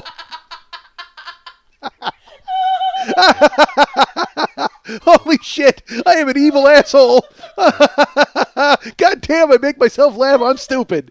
Oh, man, is that great? You just lay there and they throw potatoes at your head till your skull cracks open, then they hope that a fawn wanders in and eats the tumor. Jesus Christ, is that funny? Brace yourselves, folks. Episode 1, year 4 is taking off. It only took an hour for the funny to show up. Oh, yeah. Oh, Christ, this is going to break bad. I don't fucking care. I thought I got emails before from one innocuous fucking line. Those people who were pissed at me for writing that, they were like, well, who's this idiot now? And they're going to listen to the show and go, oh, my God, no. Who's Idaho Kirk? Oh, fuck. But I'm sure he's fine. He's going to be fine. And once he's fine, everything's going to be squared away. And then you'll see the changes that we had in mind for the website. And you'll see that year 3 will be on sale at some point. And once it is, that'll be fantastic for you. Stupid Jesus. Ruining my fucking year 4. I should tell you about this, folks. Why not? I'll tell you this special deal that we have right now. There's all sorts of surprises coming up in episode 1. No, there's not. No, there's no surprises coming up in episode 1, except for the fact that, again, we'll reveal that I have throat cancer. What is going on? This is the craziest. I've been fine. I've been able to talk fine. How did my voice get shot? All right, so the fine folks at tweakedaudio.com/40 have offered this deal, folks, for the first 2 weeks of year 4. Episode 1 and episode 2 of year 4. That's this week and next week. We'll extend it. It will go until year 3 goes up. So we'll call it. It'll be a true 2 weeks. 2 weeks. Anybody who donates, and they were trying to think of an amount. They were like, let's figure out an amount that if people donate, they get free earbuds, from us. And I said, okay. I said, they were like, what about like $50 or $75 or whatever? And I said, well, let's go with 40. That makes sense. 40-year-old boy, episode 4. Anybody who donates $40 the first 2 weeks of year 4 gets free earbuds from tweakedaudio.com/40. Now, I know what you're thinking, folks. Probably the same thing that I'm thinking at this moment. This isn't a fucking deal at all. The earbuds cost $20. If the earbuds cost $20, Why are you going to donate 40 to the show just to get free earbuds? That's ridiculous. You should get 2 sets of earbuds, right? I think this deal is incorrect. But it's the only deal I got. That's just the way it is, folks. I mean, I guess it plays upon the fact that you want to help out the show, so you wind up giving 40 and you wind up getting the earbuds, but you could just buy the earbuds and I still get money from that too. Why am I shitting on this deal? That's a good deal. I guess it was a good deal. I thought it was. So anybody who donates, and by the way, I will say this, that includes today, because 2 people before I left the house, one person had already donated $50 before I left the house. So there, you will be included in this deal. Whoever you are, I'll write you back. I mean, I guess because I write everybody back. And I'm a little behind. Well, I'm not so behind on emails anymore. I'm a little behind. You know why? Because the interlude, I got fucking buried in emails. So that, again, put me behind the interlude ball. I was going to say the 8 ball or the email ball, but I went with interlude ball for no reason at all. So the bottom line is, if over the next 2 weeks you guys donate $40 or more to the 40-Year-Old Boy Show, you will get free earbuds from tweakedaudio.com/40. And I will forward them your information and all that kind of stuff. And unless you don't want, by the way, if you don't want me to forward your information or you don't want the earbuds, tell me. You don't need to do that because some people are hinky because I collect when people write me, I get their email address and it goes right on my mailing list. And then you have an opt out because I sent an email blast. And by the way, if you wind up on the email list, let me tell you this: if you're a new person on the email list. Please know that I'm not a person who's sending emails all the time to my email list. I don't want people thinking that I'm like this horrible guy who's like, hey, guess what? I had toast today. I don't use it like Twitter. I only send out an email blast every week. And it's because I have, for some reason, convinced myself that people are enamored of my written word. They're not. Nobody gives a shit what I have to type. Which is why there's a change, actually, in the year 3 download set. The first 2 years, I actually did liner notes for every episode. I wound up doing liner notes for every single episode. And that worked out pretty cool. It was actually kind of nice because what I would do is I would listen to the episode, I would write liner notes. Because as a kid, I always wanted to hear behind-the-scenes stuff. Like, I wanted to hear behind the scenes about a song or something at the end. Like, if you've ever gotten a cassette tape that did not have Under the Boardwalk on it, you would actually, sometimes on the end of side 2, there would be blank space on the cassette tape. I think I've mentioned this on the show before. And I always thought it would be cool if the band themselves would have popped in and said, hey, thanks for buying the album. Let's tell you a little bit about the songs. Just a different way to connect to their audience. So I thought with the liner notes with episodes with year 1 and year 2, I would write liner notes for every single episode to give you an idea of what was going on that day, how I felt, how much email I got, all that stuff. It was a way of kind of communicating to you guys that what was going on. And it was a fantastic idea, so great, in fact, that in the 2 years I've had it, and I've been selling the sets, and I've sent the download sets, not one person has ever written to me to tell me they've read the liner notes. No one has ever written to say anything about them or comment on them. And in my head, I went, hey, asshat, nobody gives a fuck about what you type in liner notes. Nobody cares. So year 3 will be different. There will be liner notes for episode 1, which will be basically an overview of the entire year. And then there will be no liner notes for the rest of the episodes, which is fine. Nobody cares. Nobody who wants to know, like, look, it's the Gansito episode. Mike enjoys cakes filled with jelly. Oh, good. Fantastic. That's the liner notes. Nobody gives a shit. It was more important for year 1 because then I was able to, this is why I thought it was a good idea, because I used to use, when I was a bootlegger, folks, before I was a legitimate podcaster, again, when I started, it was a dirt road. Now it's a shining 5-lane highway filled with 45 earwolf shows. So your independent podcaster gets caught in the mosh, but that's okay. I'm still willing to fight through the mud. Is there mud in podcasting? I don't know if there is. Is there really? I should have just a show about mud. Why not? It sounds like my fucking throat is filled with mud. What the fuck? It sounds like these headphones are filled with mud. God damn it. All right.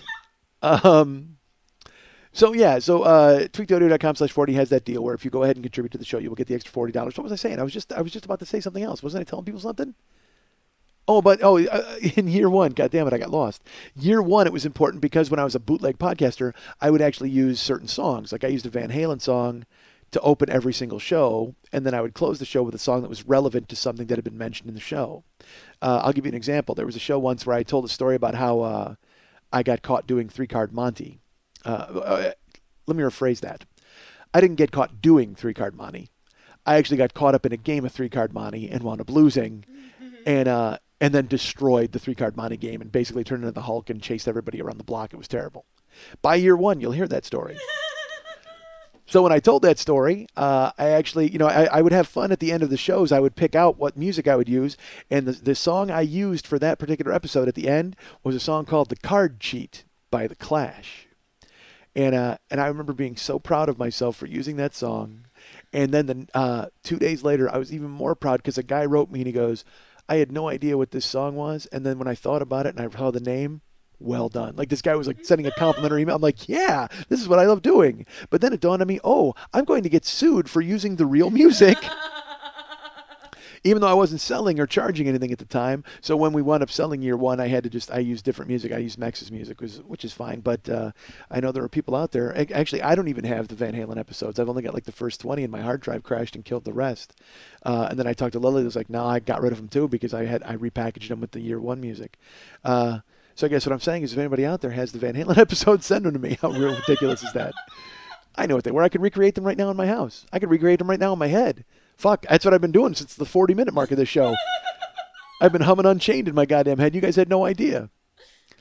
That's part of the thin music shell that tweakedaudio.com/40 is placed over my brain to prevent tumors.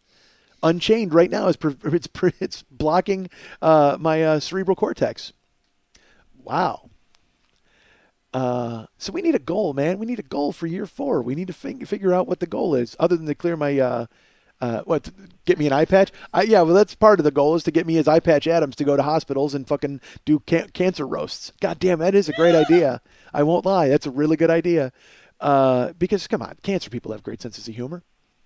They definitely want to see a fat guy who's wasted his life come in and talk to them as theirs is ending. As they realize, hey, this guy's going to get to use all the oxygen that I can't. And he's going to waste it on sitting in a fucking chair and doing nothing. He's going to eat candy from Trader Joe's all night and not get cancer. What the fuck? That's not fair. See, I should go cheer up cancer people with that. No, that doesn't cheer them up. That makes them mad. But actually, it gives them something to fight for. If I fucking come in with all my fatness and make fun of them, that'll make them so angry, their anger will beat back the tumors and the cancer, and then they'll go ahead and survive because they dedicate their lives to surviving and coming after me. This is a good plan. I'm like a cancer piñata, folks. That's what I am. I go in and I take the bullet for everybody else. I show them exactly what they're missing, and they get so fucking pissed off that they can't believe I'm wasting my life as theirs is ending. They fight against it, and they actually defeat cancer. That's how I cure cancer. My apathy will cure cancer. That's the goal for year 4. The horrible life that I've led can convince people who have cancer to fight and defeat cancer so they can go ahead and make the most of their lives. They're like, fuck, this guy does nothing and he's going to live while we're dying? I got kids. This is terrible. Or there's a child, he's 7 years old. He's like, fuck, I never even got to play kickball once in my entire life. Look at this fat asshole. He does a goddamn podcast nobody likes and he's going to live and marinate himself in a fucking pile of hamburgers from a truck? Like Wimpy from a goddamn Popeye cartoon? Give me a fucking break. I got to beat this cancer now. I'm the human Rocky theme. That's what I am. I'm the human gonna fly now. I walk in and fucking cancer people see me and they get so pissed and in their head they just hear bum ba da da da da da da da da. And I should just show up with all tweakedaudio.com/40 earbuds and pass them out because then they'll put them in their heads and sure enough the thin music shell, all gonna fly now, will go in and fight the tumors in their head and they fucking win, goddammit. That's gonna be fantastic. Me and tweakedaudio.com/40 are cleaning up this goddamn town and taking cancer with us. I am here to provide hope to the fucking people who have no hope. That's what I am. That's the goal for year 4. When you see the horrible life that I've wasted and the fucking guy that I've become and the changes I refuse to implement, and you see the fucking wasteful life that I've led, you're going to go, oh my God, I can't let this slip away. And you're going to fight hard and beat that cancer. That's who I am. I'm a fucking human exercise bike. I'm in. Let's do this. I'm human chemo. I'm fucking chemo in jeans, man. I show up and I'm like a shot of poison to your heart to fucking kill that cancer and make you wake up and live your life better. Because you can't believe that life's being wasted on an idiot like me. Done. I shouldn't be joking about this. I have throat cancer. You can hear it in my throat. What the hell? I got to drink again. Normally, folks, I have a bottle of Propel with me, and I'll sip it periodically. This one's almost gone. I've been drinking it to fucking clear out my throat because I'm actually bleeding. This is weird. I read a story yesterday about there was a guy. He was talking because I wanted to start drinking tea because apparently I'm gay. But I was like, because I hate tea. I don't like a fuck you bag of dirt. I don't like it. I don't like a bag of dirt with water. Tea is horrendous.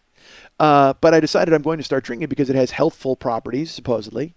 And also because it's supposed to soothe your throat. I was gonna have tea with honey, and because I talk a lot, and especially doing the one man. Those wind up being long, fucking crazy things. So I was looking into teas, and I read there was an article about some Uruguayan tea or some fucking, I don't know what the hell it's called, Ugabaya, or that.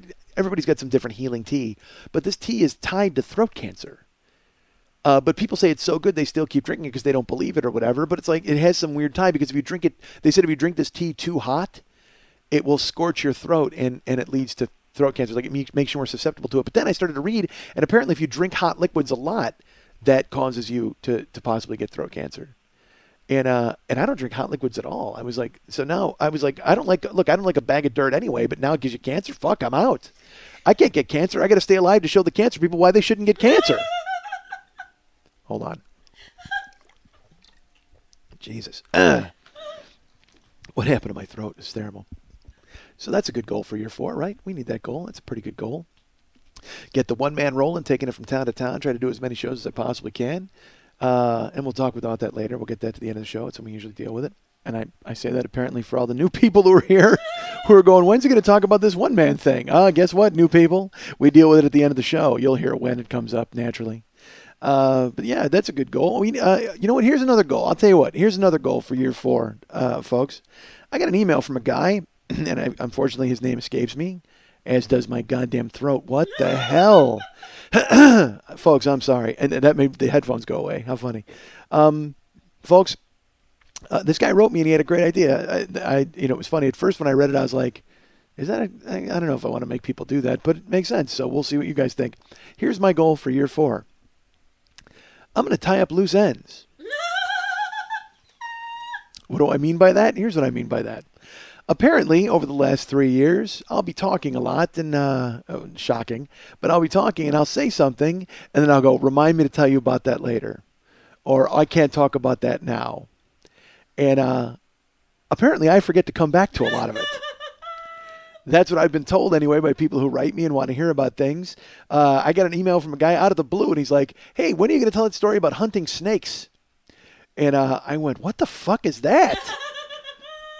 But then when I realized that, I'm like, oh, I know exactly what he's talking about. So eventually, at year 4, that's another goal. I'll get to the hunting snake story. But my goal is, and I put this out to you folks, my goal is to tie up loose ends.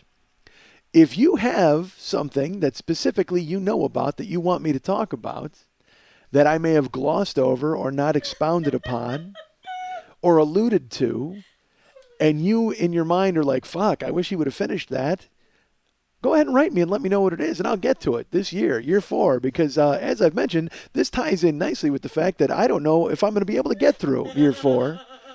Certainly not with stories, and absolutely not with this goddamn throat. I have no idea if I'm going to make it. You know what I need to do? I need to swallow a pair of tweakedaudio.com/40 earbuds. Because they will put that thin shell of music right into my throat and protect myself. That's what I need to do, goddammit. But if you guys know of any stories or any things that I may have alluded to or not gotten to or not talked about, or I know there's people who have written me about stuff from Never Not Funny. That's why last year when I told the helicopter story and stuff, that's stuff I had mentioned on Never Not Funny that I had never told on here. Some guy asked me to tell the gym stories over again. I don't know if that makes any sense because I've been doing them on stage for so long. I don't know if I should, whatever, who cares? But the point is, already I'm shitting on the idea. Hey, guys, write me about what you want me to talk about. I want to hear the gym stories again. Fuck that. I'm not talking about those. Stupid.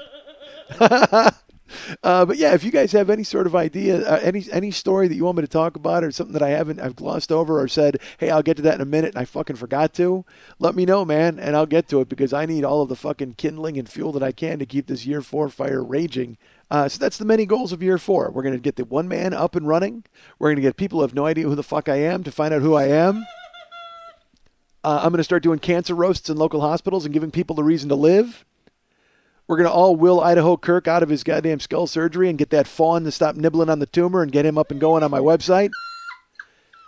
We're going to get all the loose ends tied up of the past 3 years because you folks are going to send me exactly what you need to hear. And the number one goal, I think, of year 4, let's face it, the bottom line goal is to do whatever we can to make the next 52 weeks fly by as quickly as they possibly can so we can get to the next fucking interlude, which is really the only reason to listen to this goddamn show in the first place. You guys can get me at MikeandMikeSchmidtComedy.com. You guys can Facebook me That sounds horrible. That sounded almost pornographic. You guys can be my friend on Facebook at facebook.com/the40-year-old-boy. You can follow me on Twitter at twitter.com/the40-year-old-boy. You can follow our friend Lily on Twitter at twitter.com/LilyVonStupp or at twitter.com/MNTs. And if you'd like to write her a note, a personal note, if you'd like to go ahead and burst through her barricades, if you want to climb her walls, if you want to see her in her frock and nothing else and find out exactly how comfortable she is in the summer sitting here wearing no clothes while I stare at her, go ahead and write her a note at Lily at burlesque411.com. That's Lily, Lili, at burlesque411.com. Bow before me, ignorant asshat! I am Yeep, hail to Thorgar, Lord of the Seventh Circle of Hell, instructing you to go to Zazzle.com/40-year-old-boy immediately! That's Zazzle.com, 40-year-old-boy! You know, some things have changed for year 4, folks, but some things don't change during year 4. And one thing that has not changed is that the longest-running, most successful burlesque show in the history of Los Angeles is still going on. I want to remind you folks about the Monday Night Tease show every Monday night at the 3 clubs on Santa Monica and Vine, 10 o'clock p.m. Lily Von Stupp is the producer and also, coincidentally, my producer. Hey, Lily. Hi. Hi. You've got a show coming up this week at the 3 clubs? I do. Fantastic. Is it a theme show or a regular show? It is a theme. It is Doc and Stumpy's Instant Burlesque. Doc and Stumpy's Instant Burlesque. Is that like a game show type of deal? Like what's happening there? No, it's a classic burlesque show with baggy pants comedies and more gloves and gowns and fan dances and that kind of stuff. Oh, so the burlesque stuff will be great and the comedy will be terrible. All right, well, that's good. I'm excited to hear about that. Would you like my script? Oh, do you have a script right there? Baggy Pants Comedy has a script, really? Yes. I see it right there. Hold on. What's the matter, you, pal? A squirting face with seltzer bottle. Well, fantastic. I think that's going to be great stuff. So, guys, go ahead to the 3 clubs on Santa Monica and Vine. Are you dancing? I am not. I am a talk. I set you up for burlesque baggy pants nonsense there. How did you miss it? Ask me if I'm dancing. Are you dancing? Are you asking? Yes, I'm asking. Then I'm dancing. And then you dance. That's a Three Stooges thing. I can't stop watching them. Yeah, come on. That's baggy pants. All right. So go there. There'll be a pie fight. And not the kind you're thinking. So go to the burlesque show at the 3 clubs, Santa Monica and Vine. It's the Monday Night Tease. Every Monday night. Go ahead and check it out. Want to tell you folks to please go to facebook.com/the40-year-old-boy and you can be my friend there. And while you're there, you can go ahead and look in the sidebar there and find Mike Schmidt Inc. And there you'll find Lily. If you're not friends with her yet, go ahead and be friends with Lily Von Stupp. And if you want to be friends with our friend David Hernandez, who created the interlude, which is quite frankly the only reason that any of us exists for it right now for this show, why anybody cares, go ahead and be friends with David Hernandez. You can click through off my page on Facebook there to find him. When you're on Facebook, if you friended me, you'll notice there are a lot of people who are trying to bring me to town. Or to their towns, I should say. There's a page to bring me to Australia. I think there's actually 3 different pages now to bring me to Australia. Yeah, which is odd. There's a Bring Mike Schmidt to Ireland. There's a Bring Mike Schmidt to Kansas City. Bring Mike Schmidt to Indianapolis. Bring Mike Schmidt to Minneapolis. There's a Bring Mike Schmidt to New York page, which we're waiting to hear about the Fringe Festival. But I will tell you this, folks. There's a new page. There's a Bring Mike Schmidt to Washington, D.C. page. That's right. Go ahead and play Hail to the Chief. They want me to come to town and play out there in Chocolate City. That's Chocolate City, right? Isn't it? I don't know if New Orleans is Chocolate City or Washington, D.C. is Chocolate City. I can never remember. But they want me to come to Washington, D.C., folks. There's a page. You can go right now to my page on facebook.com/the40-year-old-boy. There will be a link available, and go ahead and sign up. If we get enough people who want me to come to Washington, D.C., we'll go ahead and do that. I will also tell you there's another page out there, folks, that has succeeded and is now bringing Mike Schmidt to their town. That's right, because I've already been brought to Phoenix. I went and did Phoenix, and that was fantastic. I'm going to be in Portland next week at the Hip Bone Theater, folks. Tickets are available on Brown Paper Tickets. There will be a link on my Mike Schmidt Facebook page. Go ahead and click on there. You'll go ahead and click through to Brown Paper Tickets. Ticket sales are going okay. I'd love to see more people who come out to the Hip Bone Studio, though, and check me out. That show is next Friday, April 15th. At 8 o'clock at Hip Bone Studio. Tickets are, of course, still available, but you can go to Brown Paper Tickets through my Facebook page. But there's another city that has succeeded in bringing me to town, folks. Not just Portland, not just Phoenix. Ladies and gentlemen, Mike Schmidt is coming to Austin, Texas. Really? June 3rd. Woohoo! ladies and gentlemen. Mike Schmidt is coming to Austin, Texas on June 3rd, 7 o'clock p.m. at the Cold Town Theater.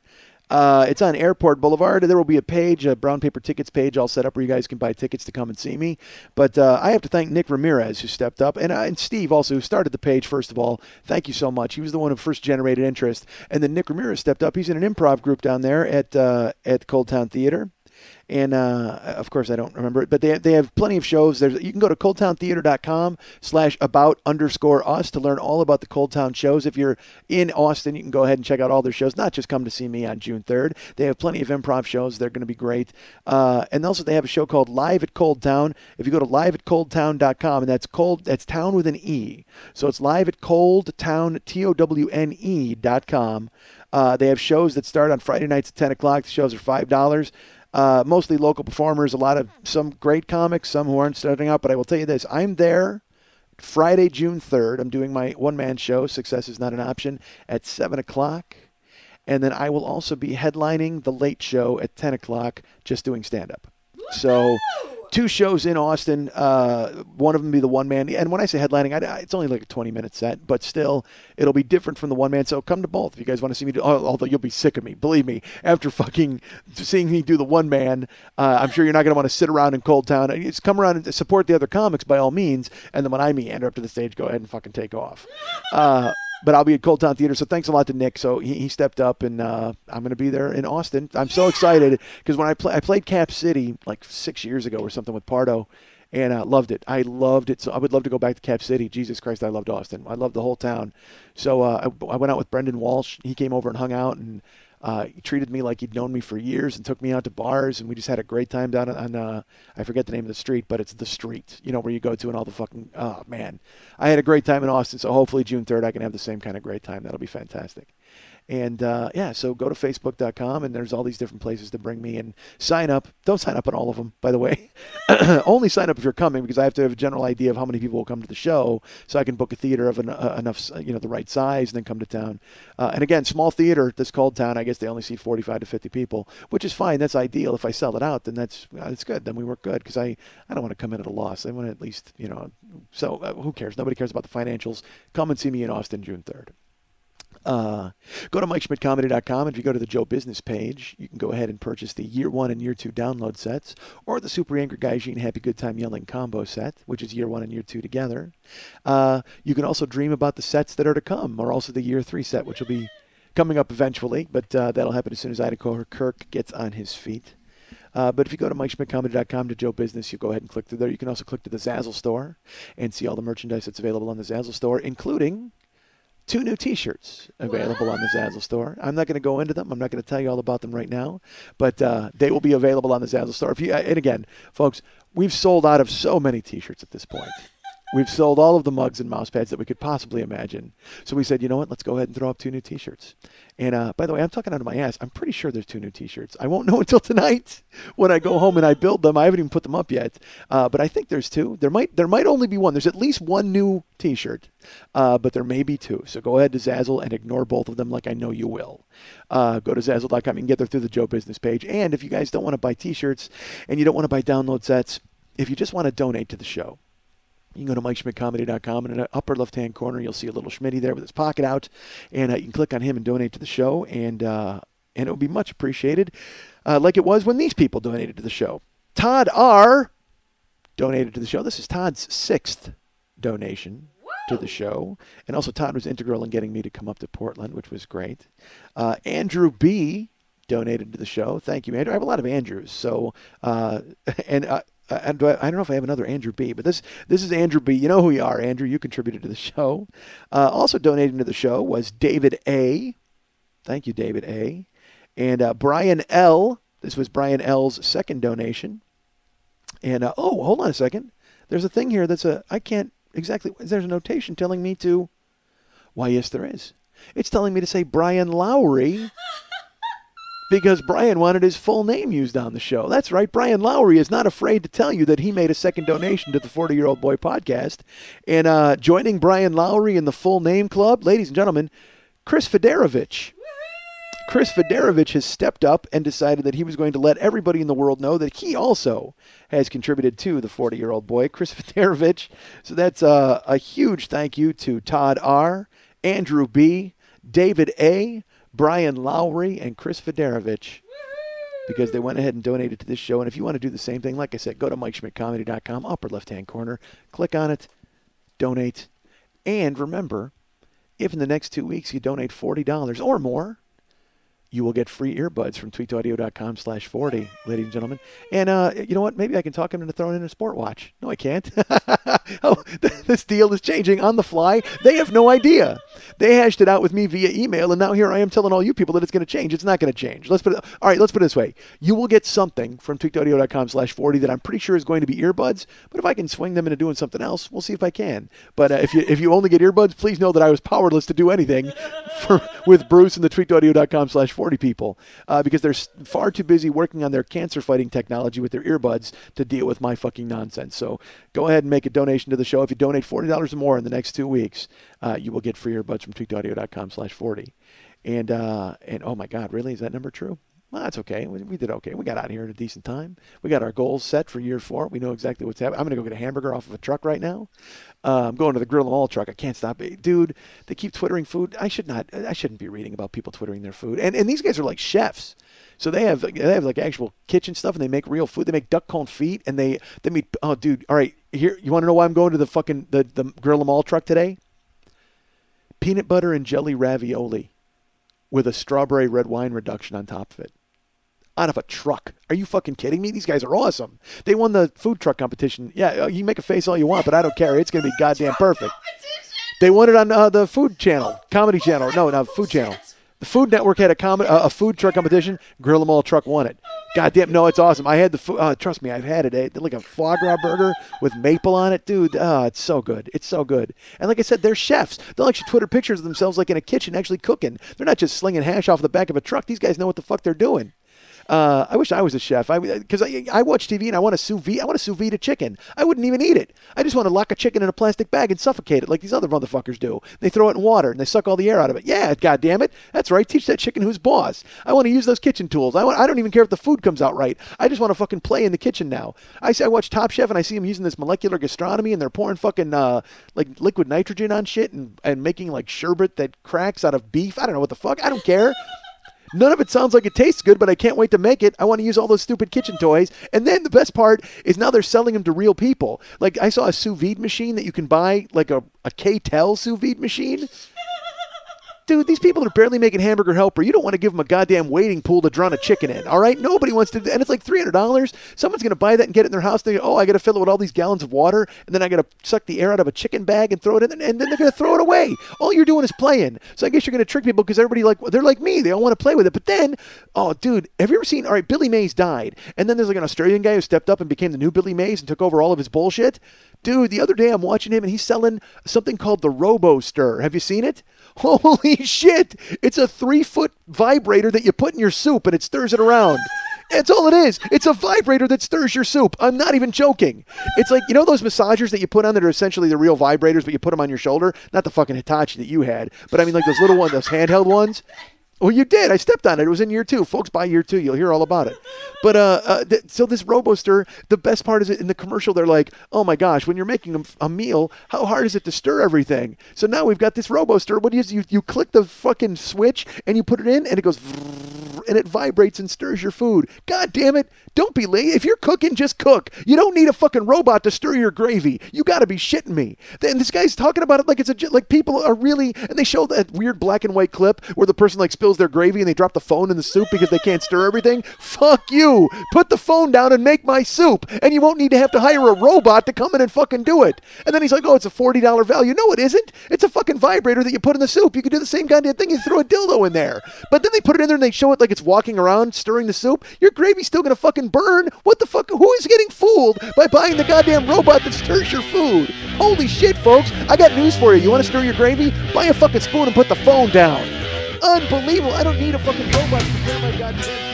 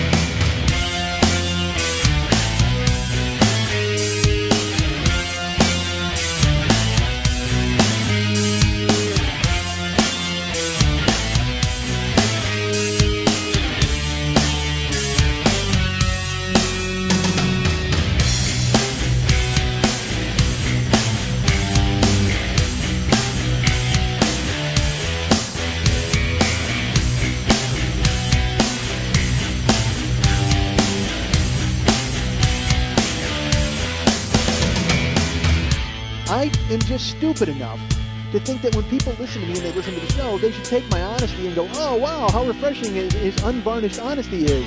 And the fact that he's willing to have a scorched earth policy and have no friends or no fucking future is so refreshing and great. But then they'll say to me, hey, do you need somebody raped with a stick? I go, yes, I do. Done. They'll take care of it for me. Thanks, Snake Rape. Oh, no one listens to show, bro? Wonder why? Wonder why no one listens to show, bro? I don't want to listen to show, bro. Please.